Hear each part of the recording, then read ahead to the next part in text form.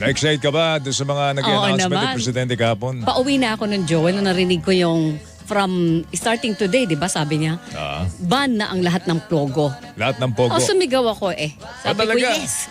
Yun ang matagal na nating hinihiling kasi sa mahabang panahon na ito'y pinapanukala ng mga mambabatas, iba't ibang sektor, tahimik ang presidente. Pero parang ginawa niyang bombastic yung dating doon sa kanyang last line sa SONA, di ba? Dahil yun ang hinihintay natin kahapon. Actually, parang siguro si Presidente naging nasuya na rin doon sa mga panawagan. No? Dahil nga lumalawak ang panawagan laban po sa Pogo. No? Ang problema rito, ang gumagawa lang naman ng katarantaduhan yung mga illegal. No? Ang mga legal na damay. No? Pero linawin natin na hindi na rin Pogo ang tawag doon sa mga legal. Yun ang gusto natin malaman kasi wala na talagang Pogo eh. Magkakaroon ba ng pagkakaiba ngayon? O pati yung iba na ang pangalan na nasa regulasyon ng PAGCOR, sila ba yung damay dito? Kasali ba sila doon? Kasi, pero ang malinaw sa ngayon, ang nasa isip nating lahat matapos na salita ng Presidente sa SONA, legal man o illegal, bawal ang Pogo. Kaya nga inatasan ng PAGCOR na kahit yung legal, i-wind down ang kanilang operasyon until the end of the year. Wala tayong problema doon, Joel, sa magagawa ng paraan ng DOLE at siya ng PAGCOR yung utos ng Presidente. Pero tandaan natin, ang problema natin ay illegal.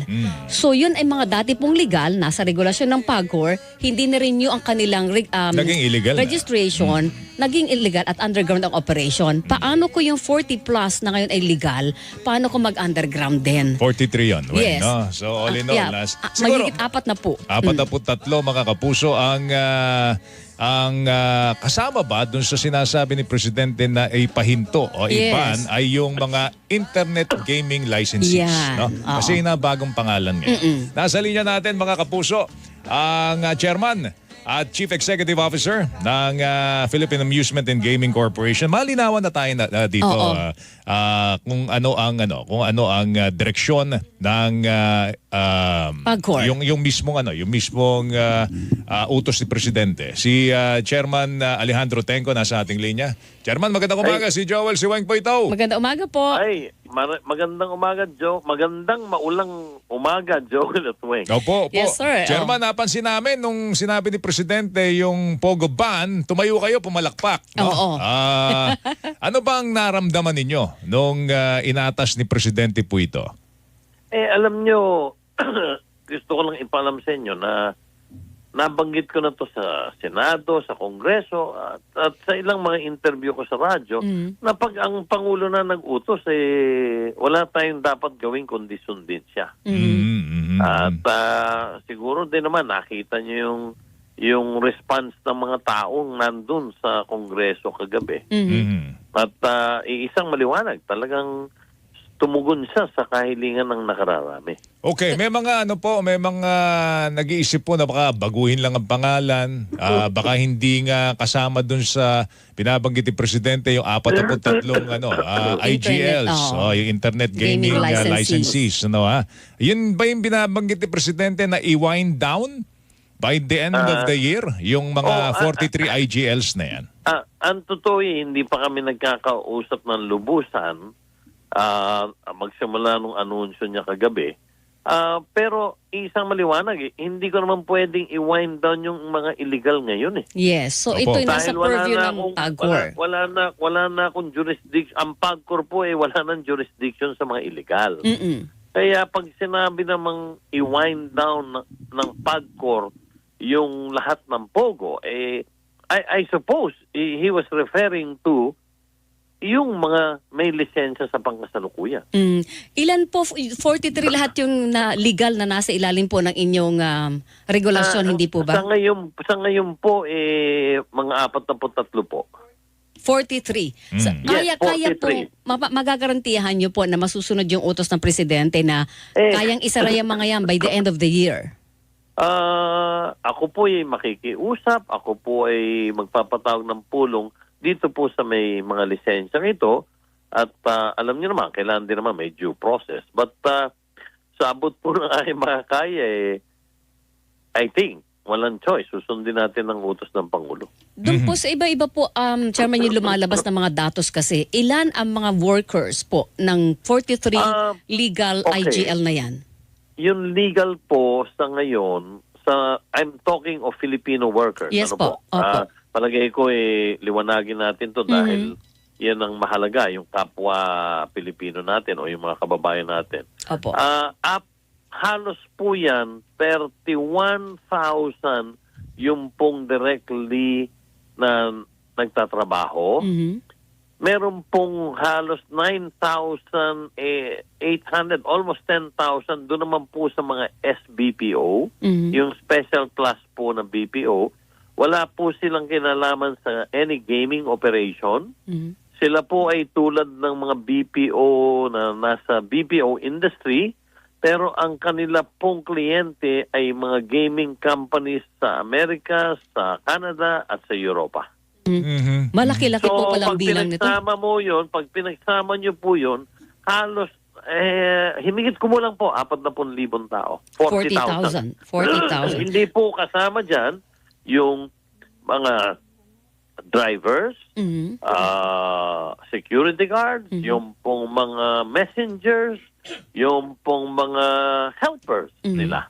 Okay. So, yung official pong on record, at ito po naman nagtutugma ang numero ng PAGCOR at ng DOLE, himigit ko mo lang po 40,000 yung pong official na nagtatrabaho. Okay. Nabanggit nyo na rin po yung bilang po ng mga dumidepende, no? Dito po sa industriyang ito. Magkano ba talaga yung maaaring mawala ho sa atin? Kasi, Weng, magkakaiba ng figures. May Iba-iba. nagsasabing 14 billion, may nagsasabing 20 billion. Magkano ba mawawala? Kasi sa isang bansa, Weng, na medyo kapos sa resources. Kailangan natin yan. Yes, Si oo. Gunduling. So, Tama. magkano ba talaga mawawalang kita po sa atin? Ang siguro pong pwede kong banggitin at pag-usapan, yung kikitahin po sa taong 2024 ng PAGCOR. Yes po. Dito sa industriyang ito. Ang estimate po namin halos mga 7 billion pesos more or less. Okay, 7 7 billion. Pito po, 7 bilyon. Ngayon po, yung sa BIR, 2.5 times po sa amin yan Ganon. So, Sa opo, So, mga around kasi kami 15 po, B. dapat 2%, sila 5%. So, mga 2.5. So, mga tama po yung mga binabanggit na numero, Mga 20 billion. 20. And then, 20 billion meron po plus. diyang kita rin ng DOLE dahil may mga permit yan na kinukuha, yung mga work permits. At meron din pong kinikita ang Bureau of Immigration. So parang give and take, mga 25 billion, Chairman. wala. Siguro po nandyan yan sa mga 22 to 23 billion. Malaki Okay. din. Alright. Sa panig po ninyo, 7 billion sana ang kikitain nyo ngayon 2024. Saan nyo babawiin naman yan? Kung sakasakaling pinawa-wind down na po sa inyo operasyon po ng IGL within the year. Yan po ay sa pangkasalukuyan, amin pong pinag-aaralan kung saan namin talaga pwedeng pagkunan yung nawawalang yan, na mawawalang mga 7 bilyong piso. Hopefully, yung ating mga licenses maging maayos ang hanap buhay at tumaas yung revenue to counter the loss, the prospective loss of 7 billion pesos. Sa side lang po ng PAGCOR yun. Sa ilalim po ng PAGCOR, walang ibang negosyo na pwedeng pasukin itong mga IGL kung sila ay mag-one day na operation as POGO. I'm sorry. Wala po silang ibang pwedeng pasukin na negosyo sa ilalim ng PAGCOR na labas po sa POGO. Well, pwede silang magtayo ng mga integrated resorts or land-based casino. Pwede po silang mag-apply para doon, pero hindi ko po alam kung yun po may kakayahan sila dahil alam nyo, hindi din naman ganun kadali yung hanap buhay na yon. Sa kabilang... Sa nakikita ko po, wala na pong iba ang pwede lang nilang lipatan within PAGCOR na mabibigyan ng lisensya is if they will establish or set up a land-based casino po. Opo. Chairman, nakakapanghinayang yung pera, pero alam natin na Diyos sa mga illegal, doon tayo may malaking sakit ng ulo. Paano paano po natin... Nadamay yung legal. Yes. Nadamay yung legal. doon sa gawain ng mga kriminal na illegal Paano po Yun natin magagawa Opo. ng paraan na itong mga legal ay hindi matutulad doon sa dating legal sa PAGCOR na nung hindi na na-renew yung kanilang registration ay nagpunta ng underground at nagdulot pa sa atin ng iba't ibang uri ng krimen. paano yung may sistema ba na pwede tayong gawin para hindi sila matulad doon sa ibang naging illegal at naging underground ng operation as sindikato? Alam mo, Weng, Opo. yun ang pinangangambahan ko ilang buwan nang nakakalipas at hanggang sa ngayon. Malaking hamon talaga to sa ating otoridad. Sapagkat dito maliwanag, case in point, yung Banban at saka Porac, wala naman pong lisensya na yung mga yan nung pang nakarang taon, pero nakita naman po natin na nagpapatuloy sila ng hanap buhay. Paniwala ko din po at paniwala ng ilang mga kasama nating sa pamahalaan, yung pong kinansela ko na himigit kumulang 250 nung isang taon,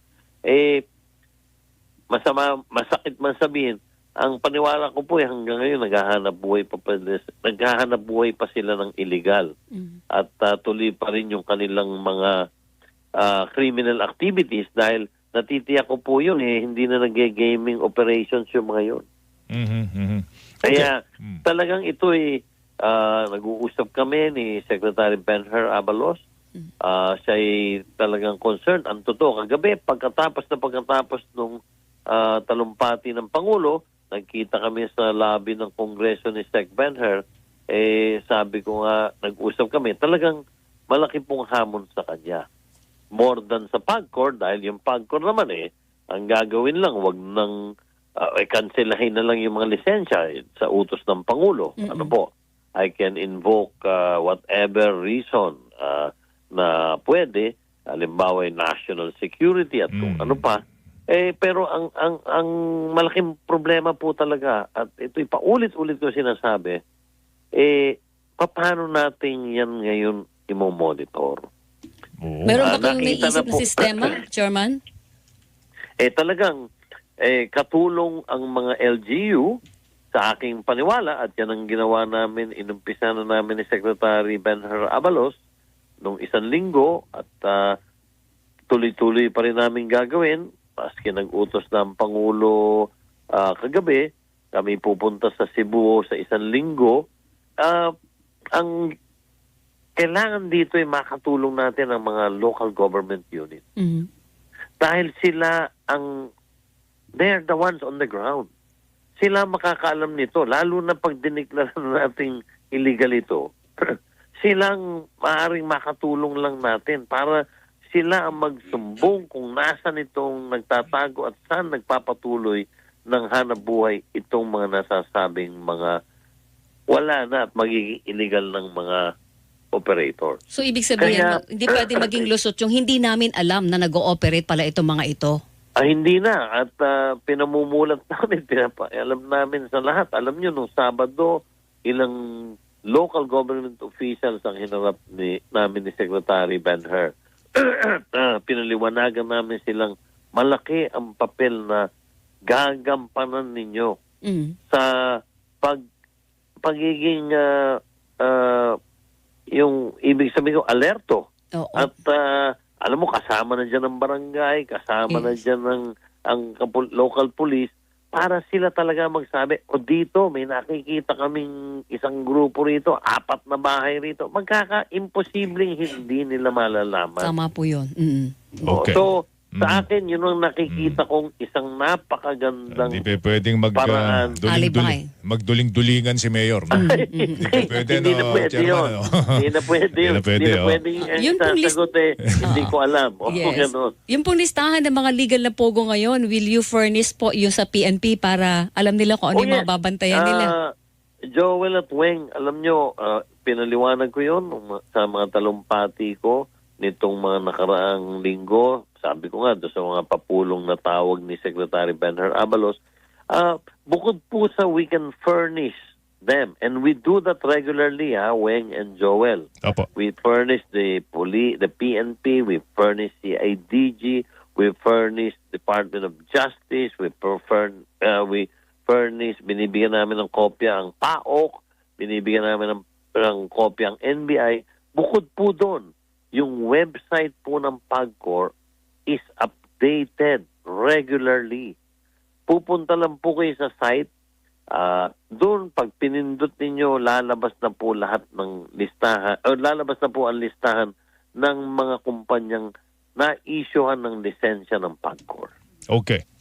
Sige. So hindi pa malinaw ngayon, Chairman, kung paano isasakatuparan yung directive ni Presidente. No, ang dapat kong gawin siguro, kung mamarapatin ng ibang mga ahensya ng gobyerno, ako po tatawag ng isang pulong. Kasi bukod po doon sa inutos ng Pangulo sa PAGCOR, na hindi na lang masyadong nadinig at nagkaroon na ng pandemonium doon sa loob ng Halls of Congress.